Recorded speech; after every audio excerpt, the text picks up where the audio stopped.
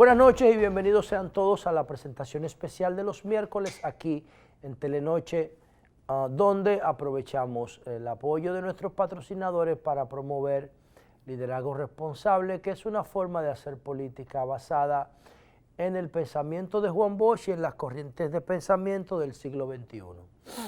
Entonces nosotros tomamos nuestra propuesta política, nuestra ideología nueva, tenemos un método de aplicación que se desprende de ella y con ese método de aplicación analizamos los grandes temas de interés para la sociedad actual. Y entonces iniciamos con el tema del liderazgo responsable porque hace 3 años, el día 12 de julio del 2013, o sea, un día como ayer, nosotros empezamos a construir el liderazgo responsable. Nos había invitado la cooperativa de maestros, COPNAMA, a dar hacer un conversatorio sobre motivación tecnológica para los profesores que tienen un déficit de tecnología. Y entonces nosotros estábamos promoviendo una conferencia que se llamaba Valores del Desarrollo en la Construcción del Liderazgo. Así era que nosotros, esa era la conferencia que nosotros estábamos trabajando en esa época, Valores del Desarrollo en la Construcción del Liderazgo. Y entonces, trabajando el tema del liderazgo tanto para esa conferencia, cuando lo mezclamos con tecnología, cuando mezclamos algunos pensadores de ahora y de antes, se fue construyendo poco a poco el concepto de liderazgo responsable, que no es un nombre, es una configuración. El liderazgo responsable solamente se puede practicar de forma estándar cuando estamos en paz, cuando las sociedades o los entornos donde se lidera está en paz. Si no está en paz, el liderazgo responsable no se configura. La responsabilidad es la obligación y la capacidad de cumplir lo que se promete. Es un valor creado por la religión, primero en la época griega y después en la época, los romanos lo trajeron a la sociedad occidental. Un valor de la religión que nosotros tomamos y se lo aplicamos a las relaciones de poder para cualificar el liderazgo. Pero si cayéramos en guerra, nadie está obligado a ser responsable en un entorno de guerra, ni los gobiernos ni nadie. Por eso la corrupción, cuando hay tiempo de guerra, no se persigue. A la gente no le importa. La gente está pendiente de cuidar su integridad física y la de su familia y de asegurar las cosas que tiene en su entorno. Y no se preocupa por los bienes comunes. Los bienes comunes se reclaman cuando las sociedades están en paz. En paz. Y ahora nosotros tenemos 26 años en paz, porque hace 26 años que terminó la Guerra Fría. La última gran guerra mundial fue la Guerra Fría, que duró, ustedes saben, 45 años.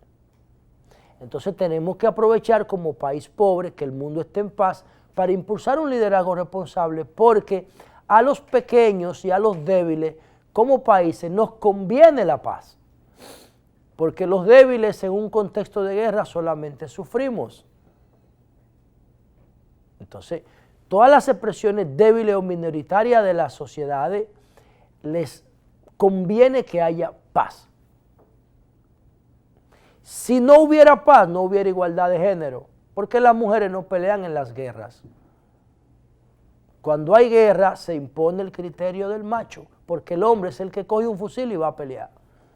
Como no estamos en guerra desde hace 26 años, entonces las mujeres tienen la oportunidad de disfrutar de una igualdad de derechos. Esa es la hipótesis del ciclo de la guerra y la paz. Una de las 3 que sustenta liderazgo responsable, que está cumpliendo 3 años esta semana y que lo vamos a celebrar, este 3er aniversario, con un congreso internacional, porque estamos creando las condiciones para traer al país al pensador más influyente en materia de educación del mundo actual, que se llama Mark Prensky. Pero además vamos a hacer varias conferencias para fortalecer nuestros fundamentos y nuestras herramientas. Y vamos a crear también la beca de liderazgo responsable para formar jóvenes en nuestras herramientas, pero sobre todo en la de gobierno electrónico, en investigación y procesamiento de datos, en gobierno electrónico, en Big Data, en ese tipo de temas que hay mucho déficit de oferta técnica en esas áreas, para nosotros poder crear los recursos humanos que nos van a ayudar a echar hacia adelante la propuesta de gobierno electrónico que entendemos que nuestro país necesita, ¿no? El liderazgo responsable es una forma nueva de hacer política que nosotros la vamos a registrar a nombre de nuestro partido, del PLD, porque la aspiración mayor que yo puedo tener como dirigente de un partido fundado por Juan Bosch es poder aportar ideológicamente a que mi partido entre en el siglo XXI. Mi partido está en el siglo XX todavía. Es más, mi partido está en la primera mitad del siglo XX en términos ideológicos y en términos de procedimiento y de toma de decisiones, ¿no? Hay que actualizarlo, tiene un déficit de más de 70 años, aunque nada más tiene 42 de edad, ¿no? Pero la ideología que está practicando esta generación es una ideología que está prácticamente agotada. Y nosotros pretendemos hacerle un aporte cuando la nueva generación tenga la oportunidad de dirigir el partido. Estamos creando la base para eso. Por eso, liderazgo responsable, seguridad perimetral, un botón de pánico, gobierno electrónico, revisión de patrimonio, todo eso lo vamos a poner a nombre de nuestro partido. Que sea parte del patrimonio del PLD, porque yo soy una hechura del PLD. Lo que yo soy en términos intelectuales y políticos se lo debo a lo que aprendí en el PLD de Juan Bosch, que era una escuela de pensamiento político. Tenemos que tomar lo mejor de Bosch y lo mejor de Leonel y Danilo para construir el PLD del siglo XXI, que no se puede parecer en nada en términos de gestión a lo que tenemos ahora, porque la sociedad es distinta. Y si no, pregúntenle a Uber y al taxi. Y si no, pregúntenle al correo electrónico y al buzón y a las cartas que había antes. Y si no, pregúntenle a Tesla y su carro electrónico y compárenlo con un Datsun 120i o un Toyota Corolla. O cojan un iPhone 6 y compárenlo con un teléfono de disco de lo que había en la casa de nosotros. O cojan el portal de Diario Libre y compárenlo con un periódico físico de Diario Libre para que ustedes vean. Entonces, una sociedad nueva a la cual tenemos que hacerle propuestas políticas nuevas. Entonces, por eso queremos agradecer la acogida que ha tenido liderazgo responsable en estos 3 años. En estos 3 años. Y estamos seguros que si nos permiten poner en práctica la propuesta de liderazgo responsable, la sociedad va a empezar a sufrir cambios importantes, beneficiosos. Ustedes verán en el transcurso del programa un ejemplo de eso, con el horario de trabajo que está proponiendo el Ministerio de Administración Pública. Esa es una propuesta nuestra, un poco, no eso, porque nosotros estamos proponiendo 2 jornadas de trabajo, no escalonar los horarios, eso no, es aprovechar más el tiempo productivo del país o aumentar el tiempo de productividad del país, gestionar mejor el tiempo para generar más riqueza y ser más eficiente en el tránsito, en el transporte, en la educación, en la familia, en la economía, en todo. Y eso lo hacemos, ¿por qué? Igual que la doble jornada de trabajo que estamos proponiendo y de la que vamos a hablar ahorita, nosotros estamos proponiendo seguridad perimetral, es nuestra principal oferta de campaña. ¿Qué hacemos nosotros con seguridad perimetral? A propósito del desastre de la tragedia de Sánchez en Samaná, donde murieron 18 personas, muertos de la pobreza, muertos de la improvisación, muertos del desorden, de la falta de cumplimiento de la ley, muertos de la ineficiencia, de la falta de autoridad. Si hubiese existido seguridad perimetral, ese camión no se mueve 500 metros, porque nosotros lo que hacemos es que tomamos la información y la montamos en tecnología. Entonces, en Sánchez, si nosotros hubiésemos estado dirigiendo la seguridad, como lo vamos a explicar más adelante, el centro de monitoreo hubiese visto ese camión. Y ellos tienen una serie de perfiles ante los cuales tienen que reaccionar, o deberían tener, o tuvieran. Entonces automáticamente una persona del centro de monitoreo hubiese mandado a detener el camión, porque tenía 30 personas atrás en la cama de carga. Lo hubiese parado y no se mueren. Pero como ahora es un desorden, que todo el mundo hace lo que le da su gana, salieron ahí, ¡pum!, 18 muertos. Lo vamos a ver más adelante. Entonces, seguridad perimetral no es más que tomar la información de la seguridad y de la inseguridad y montarla en tecnología. Cuando Steve Jobs hizo el primer teléfono de Apple, el iPhone 1, no sabía nada de teléfono. ¿Qué fue lo que hizo Apple y Steve Jobs? Tomaron la información sobre lo que quería la gente en un teléfono, buscaron técnicos en esa materia y diseñaron un teléfono que representaba una ruptura a todo lo que había en el mercado de teléfonos. Eso es lo que nosotros hacemos con la seguridad. Estamos construyendo una propuesta basada en información, montada en tecnología, que niega todo lo que existe en materia de seguridad y propone algo nuevo. Distribuye de una manera distinta las herramientas y los recursos humanos, técnicos y económicos de la seguridad, que ya tenemos. Sobran los recursos que existentes con seguridad perimetral. Darían para pagarle bien a los policías, darle un paquete de ingresos atractivo, que incluiría hasta vivienda, pero hay que reformular los presupuestos y gestionarlo con eficiencia y con transparencia. Entonces nosotros no sabemos de seguridad, nosotros tomamos la información de la seguridad y la montamos en tecnología, lo mismo que hizo Apple con el teléfono iPhone y con el Apple Watch, con el reloj. ¿Qué sabe Apple de relojes? ¿Y cuál es el reloj que se está vendiendo más en el mundo entero ahora? El de Apple. ¿Por qué? Cogieron la información sobre teléfono, sobre relojes y la montaron en tecnología. Y por eso pueden ser más eficientes en materia de relojes y de teléfono. Y nosotros pretendemos ser tan eficientes como Apple en materia de seguridad. Eso no, para eso tenemos que ser transparentes y tenemos que retomar el principio de autoridad que en la República Dominicana se perdió.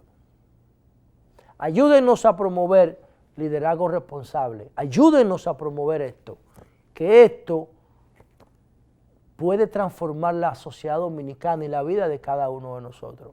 Aunque no seamos nosotros quienes lo veamos, quizás sea la próxima generación, pero esto es un proceso en construcción que no lo puedo hacer yo solo. Tenemos que hacerlo todos juntos, empodérense de eso. Esto es de código abierto, libre, eso está en la web, joselalu.do, ahí está todo eso. Lo bajan, lo critican, lo desarman, lo rearman, lo enriquecen. Lo importante es que lo promuevan, que lo practiquen y que lo reclamen. Lo importante es que lo reclamen, que lo practiquen y que lo promuevan, porque el liderazgo responsable tiene todas las cualidades para ser una herramienta de gran transformación en la República Dominicana.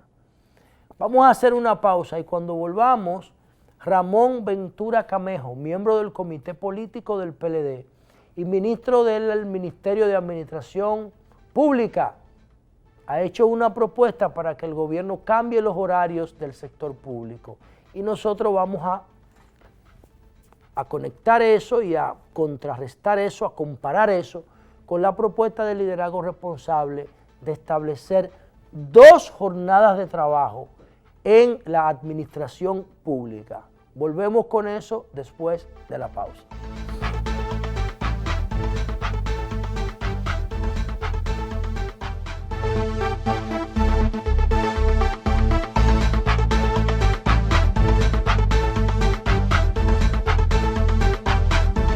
Liderazgo Responsable, en el marco de su primer congreso, renovará su identidad visual, por lo que convoca a diseñadores gráficos, profesionales y estudiantes en carreras de diseño, mercadeo y publicidad, así como a creadores independientes, a participar del concurso de identidad gráfica de Liderazgo Responsable. Los participantes individuales, grupales o empresariales podrán presentar sus propuestas hasta el próximo 31 de julio y optar por uno de 3 premios de 50, 30 y 20 mil pesos. El concepto de diseño deberá hacer referencia a los fundamentos del liderazgo responsable. Las bases del concurso, cuya premiación se realizará el 5 de agosto de 2016, están disponibles en la página joselaluz.do. Empodérate, participa.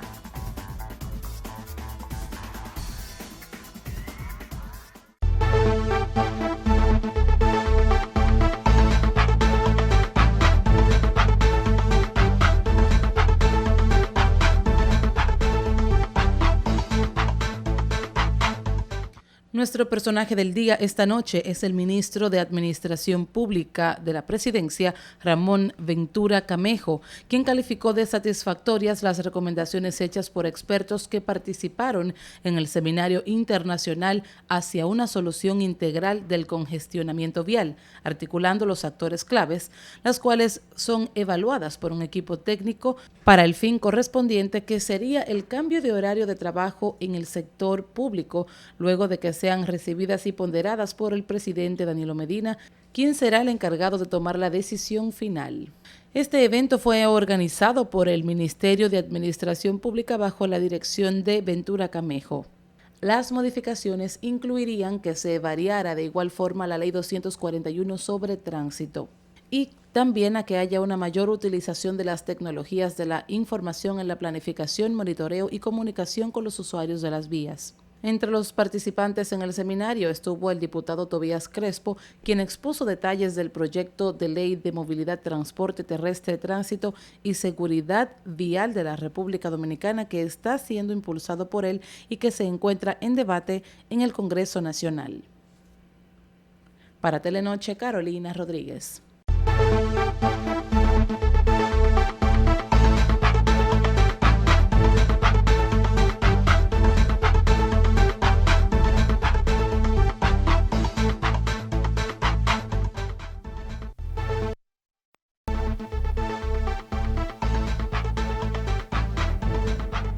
Bueno, señores, miren, el Ministerio de Administración Pública, el MAP, remitió al presidente Danilo Medina una propuesta para modificar el horario de trabajo en las instituciones del Estado, a excepción de algunas instituciones como salud pública, educación, policía y instituciones de seguridad. Bueno, la semana pasada el Ministerio de Administración Pública nos invitó a participar en un seminario para que todo el que tuviera una opinión sobre este tema la emitiera. No un debate, sino una presentación de opiniones, porque apenas uno tenía 10 minutos para eso. Obviamente, la propuesta que nosotros tenemos es una propuesta que más bien es un enunciado, porque para poder hacer lo que nosotros pretendemos hay que hacer un estudio, y yo no tengo dinero para financiar ese estudio, porque ese estudio involucra una serie de instituciones públicas. Ese estudio te debería de hacerlo el Estado. Nosotros lo que tenemos es un marco, una propuesta marco para que se discuta. ¿Qué plantea o qué ha concluido el Ministerio de Administración Pública? Lo que ellos están proponiendo es que el horario de entrada a las instituciones públicas, respetando las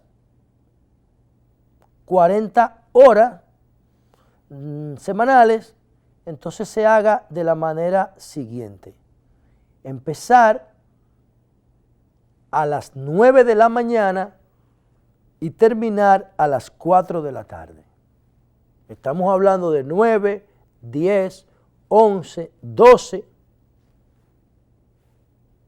1, 2 y 3. Son 7 horas.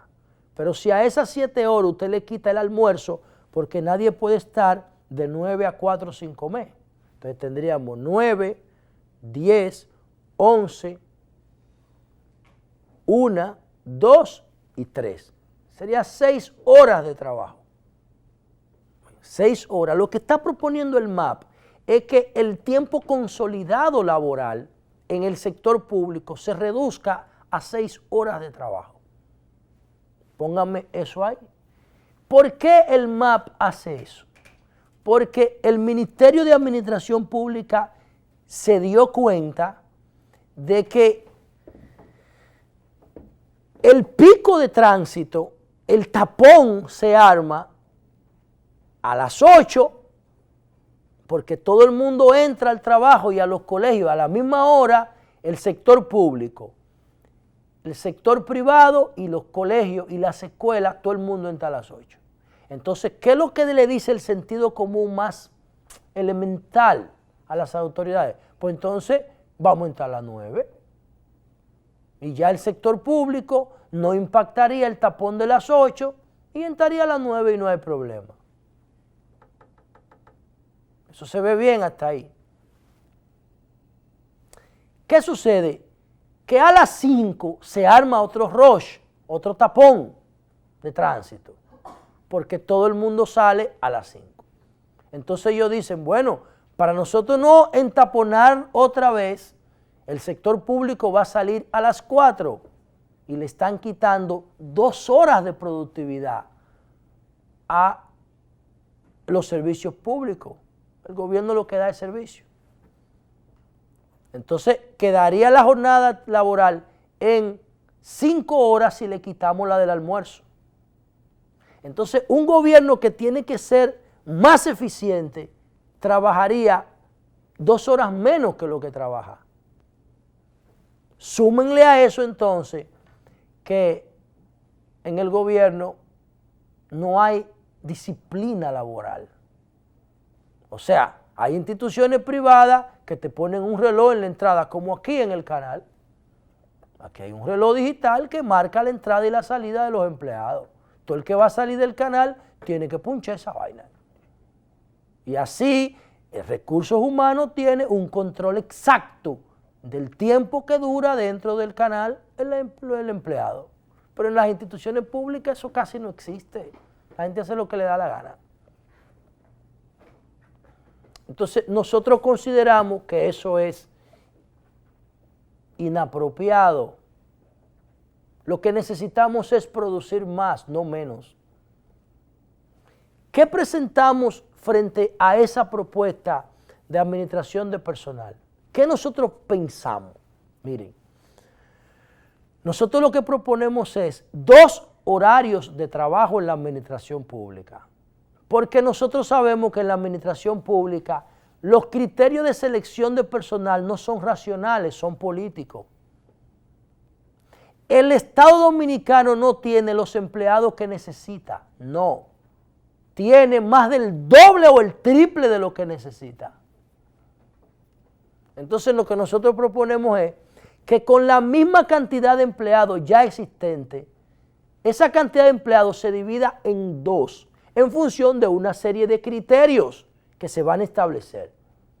Entonces, a los que más les convenga o los que más les convenga al Estado, trabajarán de día o trabajarían de día, trabajarían en un horario matinal, vespertino, de 7 de la mañana a 1 de la tarde. Corrido, sin almuerzo.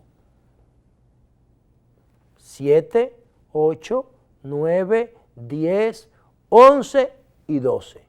Ahí hay 6 horas. Corrido sin almuerzo. Pero a las 7 tienen que estar en su puesto de trabajo. Con relojes laborales. No a las 7:15 ni a las 7:18. Es a las 7. Porque se van a ir a la 1. Van a ir 1 hora antes y nos vamos a ahorrar la hora de almuerzo. ¿Qué sucede? Cuando salga ese primer horario de trabajo, que se vaya para su casa y llegue, entonces entramos otro a las 2.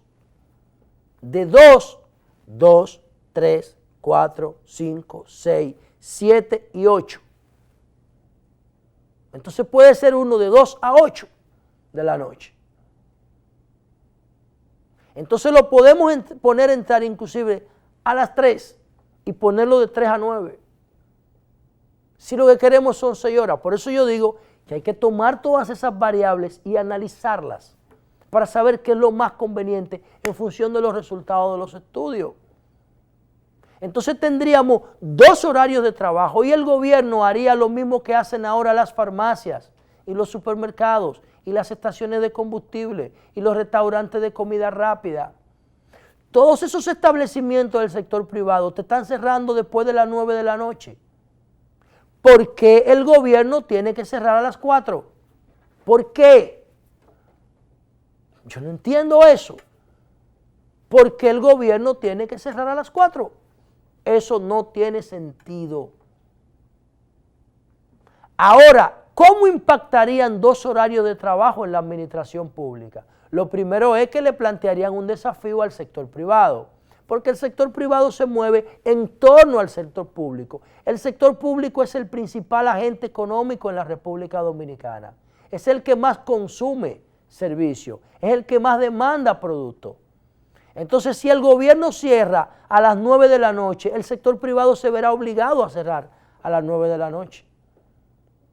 Y eso dinamizaría la economía de la República Dominicana. Pero además, si el gobierno entra a las 7 de la mañana, solamente la mitad y la otra mitad entraría en la tarde, entonces no se haría el tapón de las 8.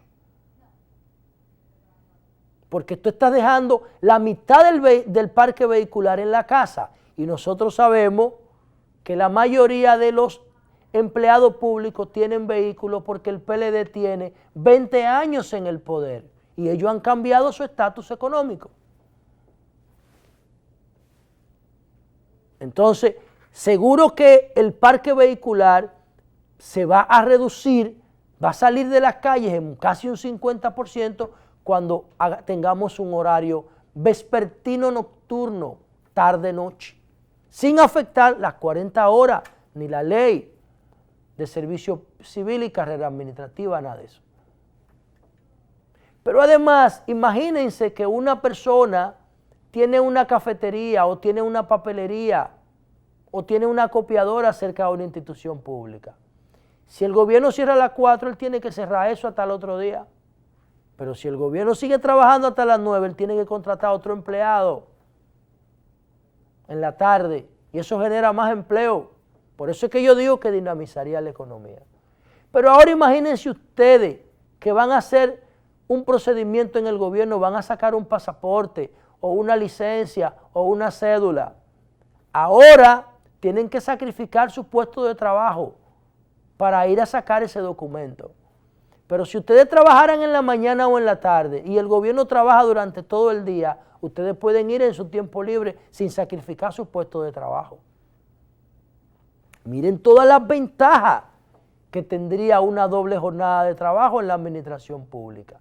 Y la familia.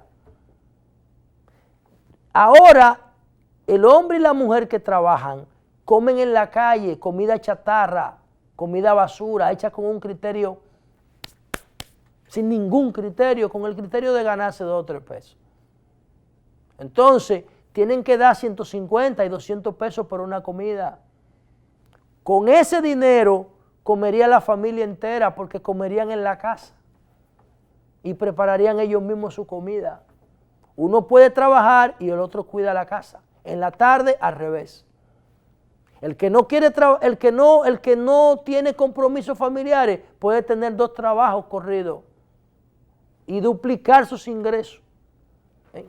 Tomamos la información y la montamos en tecnología y procesamos eso. Eso es lo que hacemos en Liderazgo Responsable. Por eso creemos que una doble jornada de trabajo sería un gran salto para la República Dominicana en términos de tránsito, de transporte, de productividad, de calidad de vida, ayuda a la familia y todo eso.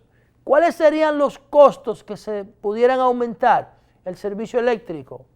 Porque si ahora el gobierno cierra a las 5, a las 4 de la tarde, tendría que cerrar a las 8 a las 9, bueno, son 3 horas más.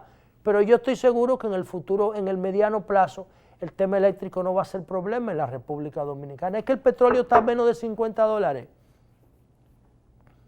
Es que las plantas de carbón van a entrar y van a seguir haciéndose proyectos. Ya la energía a mí no me preocupa cuando yo planifico a mediano plazo. Entonces, eso haría que tuviéramos una sociedad dinámica hasta las 9 de la noche. Y como nosotros creemos que el gobierno nos va a llamar para el tema de la seguridad, tampoco me preocupa el tema de la seguridad, porque yo sé que eso es un problema de gestión y de ineficiencia y de corrupción. Cuando esas 3 variables se trabajen, eso se va a neutralizar. Y por eso estamos planteando, en vez de entrar a las 9 para que el empleado público trabaje menos, nosotros proponemos 2 horarios de trabajo.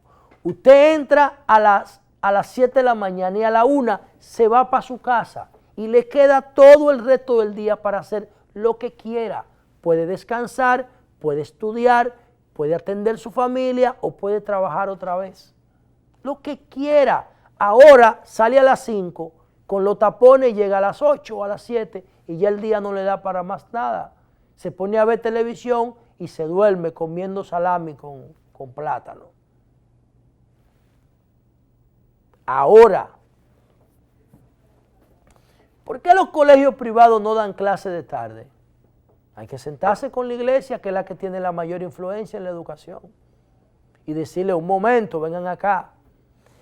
Los niños menores, la educación inicial debe darse en la tarde, porque a esos niños hay que prepararlos. Los niños más grandes se preparan solos, eso tienen que ir en la mañana, y tienen que entrar a las 7 y salir a la 1. Entonces, a la misma hora que van a entrar sus padres para que los lleven, porque todavía no tenemos una ruta escolar, no hemos logrado eso. Entonces, la educación intermedia y bachiller tiene que darse por la mañana primero, para que los adolescentes se acuesten temprano, porque tienen obligación al otro día. Y los niños de inicial y básica, que necesitan ser preparados por sus padres, vestidos por sus padres, que hay que prepararle lonchera, que son más dependientes de sus padres, eso lo ponemos en la tarde, donde hay mayor tiempo para prepararlo. Y los colegios privados tienen que ajustarse a la norma y empezar también a distribuir en 2 su carga escolar, para que el tránsito en la mañana le quitemos la mitad del impacto y lo pongamos en la tarde. Y ustedes verán, señores, que si hacemos eso, vamos a tener una ciudad, no solo aquí en Santo Domingo, sino en la provincia, en Santiago, en todos los municipios cabecera, vamos a tener un tránsito más fluido, más distribuido durante todo el día, y vamos a tener mejor calidad de vida y vamos a tener una oportunidad de aumentar nuestros ingresos. Esa es a grandes rasgos la propuesta de liderazgo responsable para enfrentar el caos, el tollo del tránsito en la República Dominicana. Doble jornada de trabajo de 7 a 1 y de 2 a 8 de la noche.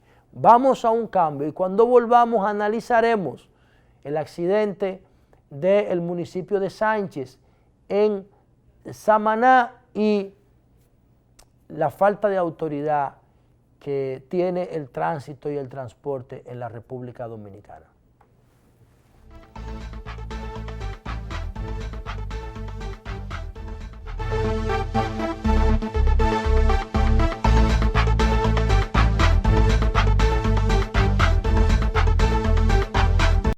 Liderazgo Responsable, en el marco de su primer congreso, renovará su identidad visual, por lo que convoca a diseñadores gráficos, profesionales y estudiantes en carreras de diseño, mercadeo y publicidad, así como a creadores independientes a participar del concurso de identidad gráfica de liderazgo responsable.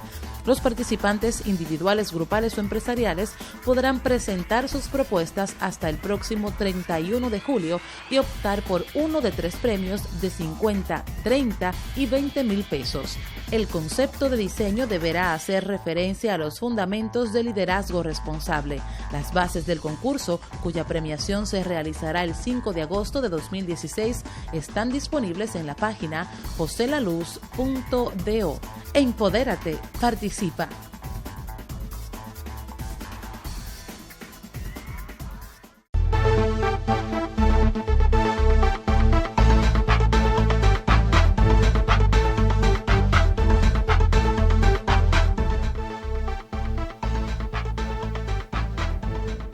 Miren, señores, en el último año, de junio a julio, 2015-2016, ocurrieron muchos accidentes de tránsito, pero específicamente en 2 regiones ocurrieron los más desastrosos.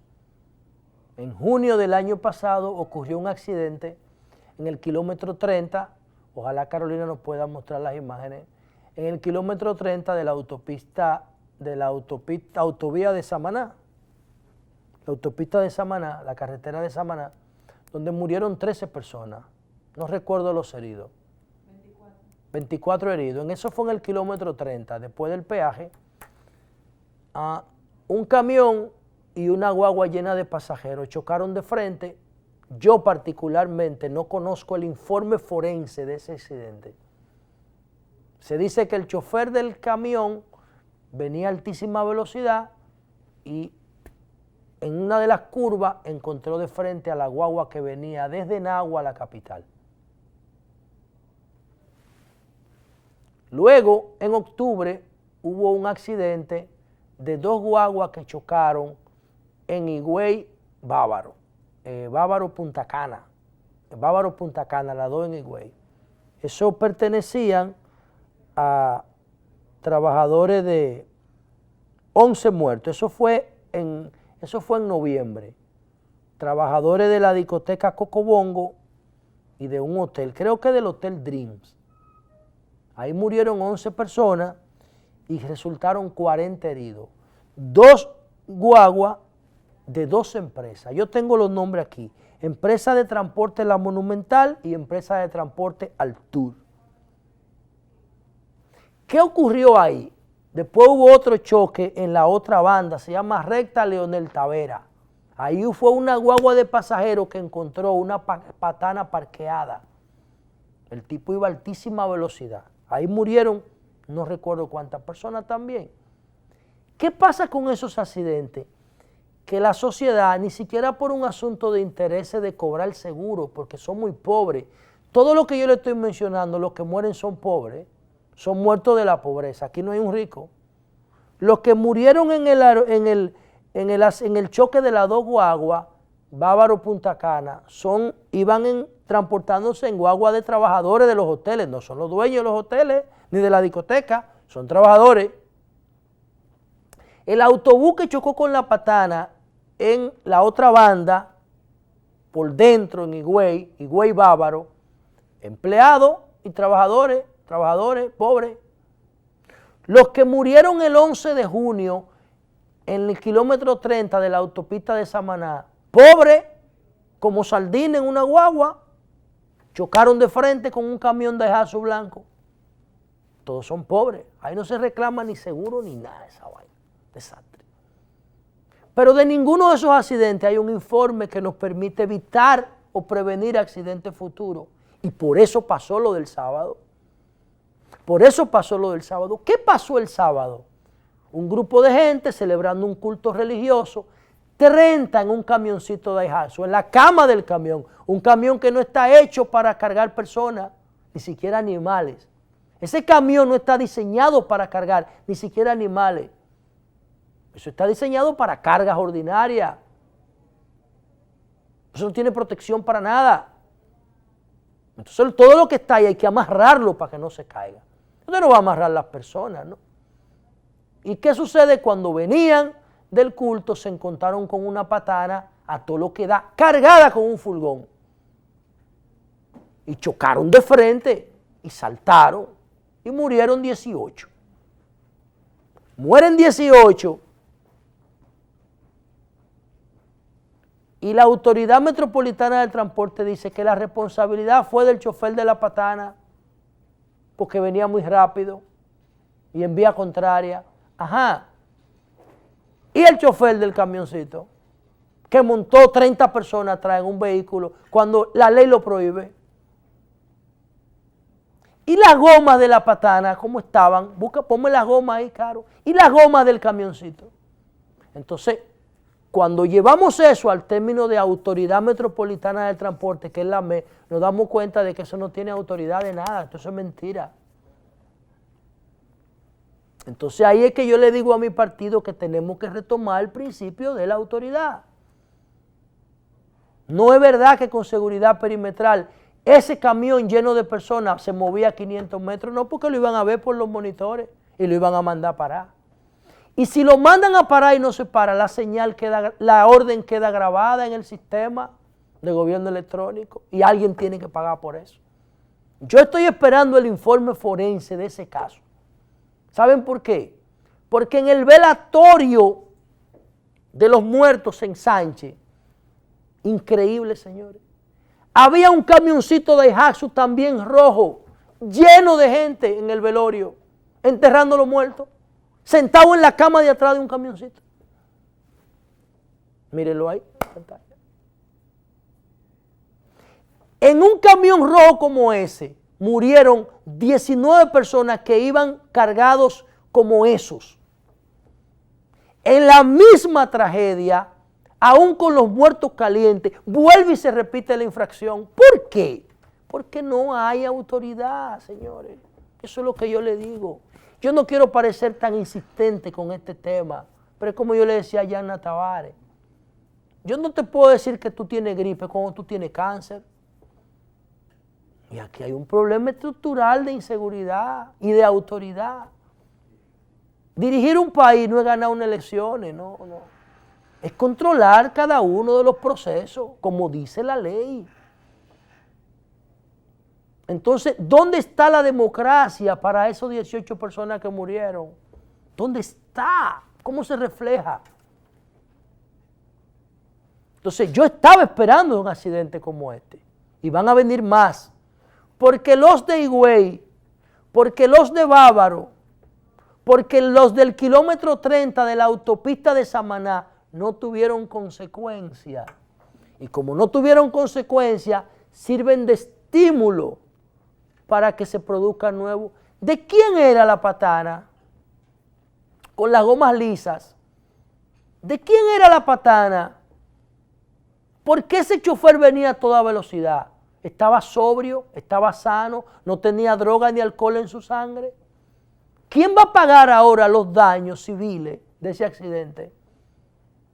A esas 18 familias, ¿quién las va a indemnizar? Todo eso, señores, se va a quedar en el limbo. No va a pasar nada. Y prepárense para otros accidentes como eso, donde solamente van a morir pobres, porque esos son accidentes y muertos de la pobreza. Gracias por la audiencia y mañana nos vemos en el showroom digital de los jueves.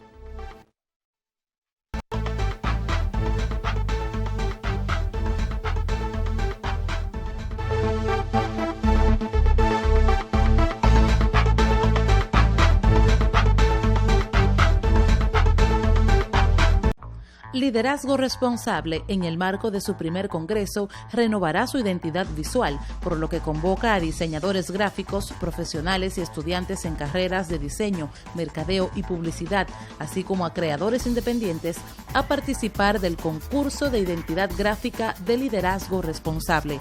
Los participantes individuales, grupales o empresariales podrán presentar sus propuestas hasta el próximo 31 de julio y optar por uno de 3 premios de 50, 30 y 20 mil pesos.